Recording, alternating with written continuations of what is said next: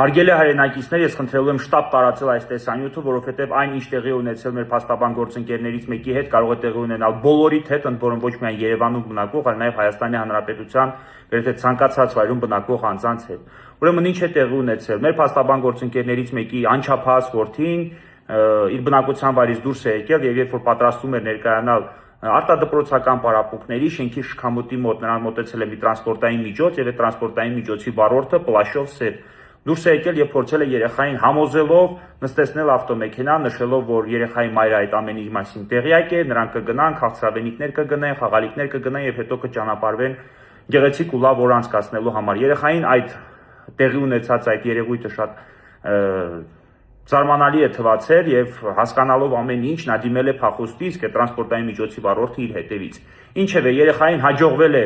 դիմել փախուստի եւ այդ ընթացքում ահազանգել հորը ու պատմել կատարվածի մասին, հայրը միանգամից ներկայացել է ոստիկանության բաժին, տեղի ունեցածի մասին պատմել եւ արդեն գնացել երեխայի մոտ, երեխան գտնում է շատ հոգեկան հուզված եւ խիստ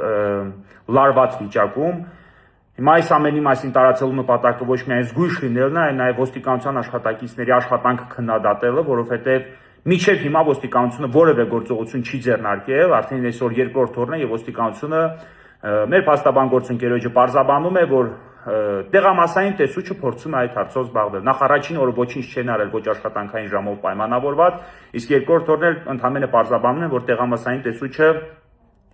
այդ հարցով կզբաղվի։ Սա այն դեպքում, երբ որ օրինակ խնձոր նետող պապիկի միջև 7 պորտ բոլոր բարեկամներին բերման ենթարկեցին կարմիր բերետավորները միայն այն բանի համար, որ Փաշինյանի ուղղությամբ խնձոր է նետվել, կամ չգիտեմ ցուցարարների մորուսով, կամ չգիտեմ աջ ձեռքով նույնականացնում եւ միանգամից բռնում ու բերման են ենթարկում։ Այս դեպքում, երբ որ կատարվել է անչափահաս երեխայի արցախցի տարհանված, տեղահանված, հայրենազրկված անչափահաս երեխայի առևանգման փորձ, ընդ որում այդ եղանակով քաղաքի կարելի ասած մարդաշատ վայրերից մեկում, երրորդ մասում, ոստիկանությունը որևէ աշխատանք չի ձեռնարկում եւ մինչեւ հիմա պարզ չէ այդ տրանսպորտային միջոցն ու տրանսպորտային միջոցի վարորդը, որ փորձել է նման հանցանք կատարել երեխայի նկատմամբ։ Ընդ որում խոսքը վերաբերում է փաստաբանի որդուն, որ մանկահասակ երեխա է, մինչեւ 12 տարեկան երեխա է եւ նրա նկատմամբ կատարվել է այսպիսի հանցանք։ Բայց ոստիկանության աշխատակիցները կրկնում են մինչև հիմա որևէ գործողություն չեն ձեռնարկել, ինչ տեսախցիկների զունություն չկա, այդ անձի հայտնաբերման ուղղությամբ որևէ ձեռնարկված գործողություն չկա, ընդ որում դեպք տեղի ունեցել դպրոցի մոտակայքում եւ այն կարող է կրկնվել կամ տեղի ունենալ մեկ այլ դպրոցականի կամ մեկ այլ երեխայի նկատմամբ։ Սա շատ մի